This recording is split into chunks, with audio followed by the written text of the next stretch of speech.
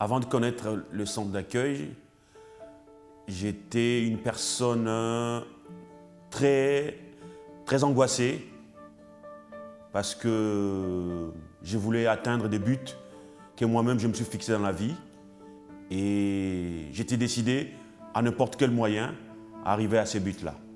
Donc, à chaque fois que ça ne marchait pas, le lendemain matin, j'étais angoissé. L'objectif dans ma vie, c'était de gagner beaucoup d'argent, d'être riche à tout prix. Donc c'était en fait une obsession permanente, tous les jours. Je suis arrivé jusqu'au point où j'ai sacrifié tout ce que je gagnais, tout ce que j'avais comme bien, tout ce qui était en commun dans la famille avec mon épouse. Donc je suis arrivé à des moments où que vraiment j'allais chercher trop loin. Aller trop loin, quand je dis aller trop loin, aller chercher des économies qu'on avait gardées mon épouse et moi pour les enfants et prendre cet argent et aller chercher, aller jouer au jeu. À chaque possibilité de trouver l'argent pour pouvoir gagner, ben, j'allais chercher.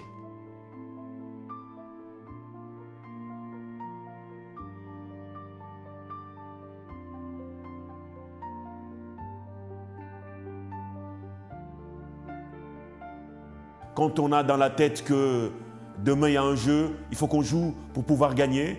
Et si on ne gagne pas, le lendemain on repense de la même façon, ben, c'est qu'on devient accro d'une certaine mesure. Je n'étais plus moi-même, donc je vivais que pour moi-même. J'étais devenu égoïste, je ne voyais pas ma famille. Je voyais les besoins de ma famille, mais pour moi, ça ne me disait rien parce que j'avais un objectif, gagner de l'argent absolument. Donc ma famille était délaissée par moi, je n'assumais plus les responsabilités d'un père de famille, j'étais éloigné de mon épouse, j'étais éloigné de mes enfants, en fait j'étais éloigné de moi-même. Mon épouse, on a connu les centres d'accueil ensemble en fait, mais c'est elle qui s'est donnée plus par rapport à moi et moi je la suivais tout simplement parce qu'on avait décidé, j'avais pris la décision de faire les choses comme il fallait. Mais au fond de moi, je n'étais pas encore, il n'y avait pas encore ça. Donc parce que il n'y avait pas en moi cette conviction de vouloir vraiment changer. Par contre, mon épouse, elle a continué dans sa foi, elle a continué dans ses propos, elle a continué à déterminer que Dieu puisse me changer un jour. Les déclics qu'il y a eu en moi, c'est à chaque fois que je venais à l'église, j'écoutais la parole, je pleurais. Parce que cette parole m'était dessinée et je disais à chaque fois, je vais changer, je vais prendre une décision. Mais c'était toujours la même chose.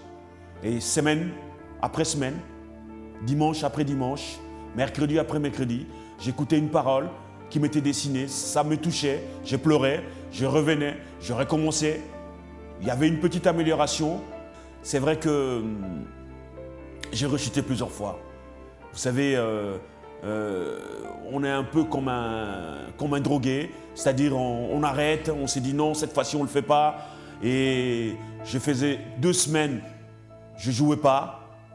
Je résistais, mais il y avait encore en moi cette envie qui venait.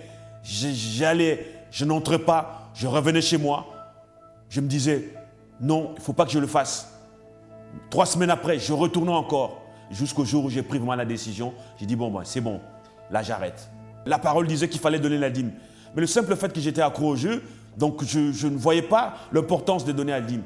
Mais il y a un moment donné, quand cette parole m'a frappé, me disait que j'ai volé Dieu, cette parole m'a poussé vraiment à ne plus aller jouer au jeu, plutôt à récupérer mon argent et à être fidèle à Dieu.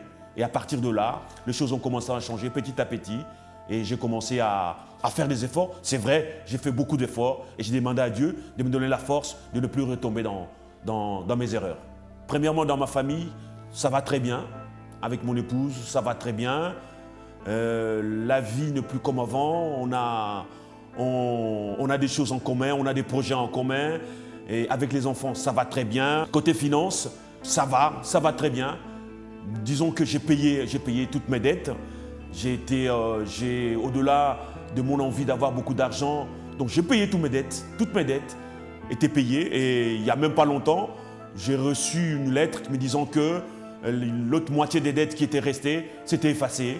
Donc ma vie aujourd'hui, c'est une vie saine une vie familiale, je peux dire bénie, mais ça va très bien.